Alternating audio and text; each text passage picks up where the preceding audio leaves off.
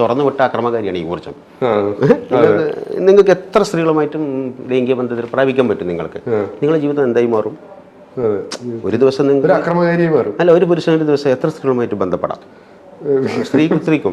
അപ്പൊ നിങ്ങളുടെ ജീവിതം അവിടെ ഒതുങ്ങി. നിങ്ങൾ മറ്റു മൂല്യങ്ങളോ ഒന്നും തന്നെ നിങ്ങൾക്ക് വിശപ്പ്, കാമം, മൃഗവും നിങ്ങളും തമ്മിൽ വലിയ വ്യത്യാസം ഉണ്ടാവില്ല. അപ്പൊ കുറെയൊക്കെ നിങ്ങളെ മനുഷ്യനാക്കി മാറ്റിയത് മതമൂല്യങ്ങളൊക്കെ തന്നെയാണ്. നമ്മൾ എത്ര പുജിച്ചാലും പരിഹസിച്ചാലും ഒരു ഘട്ടം എത്തിയപ്പോൾ നമ്മളെ അപ്രാകൃത മനുഷ്യനെ ഇച്ചിരി ഒരു സംസ്കാരം. കാരശ്ശേരി മാസ്റ്റർ ഭയങ്കര രസമായിട്ടൊരു കാര്യം പറഞ്ഞു.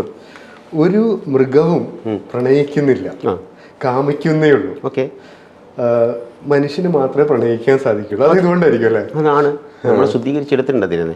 നമുക്കറിയാം അത് പരസ്യമായിട്ട് പ്രകടിപ്പിക്കുന്നത് ശുദ്ധീകരിച്ച കാമമാണ് പ്രണയം. അങ്ങനെ പറയാം, ശുദ്ധീകരിച്ച പ്രണയം കാമം തന്നെയാണ് പ്രണയം. അത് ഒരു യാഥാർത്ഥ്യം മാറി. നമ്മളത് ഞാൻ പറഞ്ഞല്ലോ, നിങ്ങൾ ദിവസം റൊട്ടീനായിട്ട് ഒരു കാര്യം ചെയ്തുകൊണ്ടിരുന്ന അത് നിങ്ങളെ ശീലവും നിങ്ങളെ വിശ്വാസമായിട്ട് മാറും.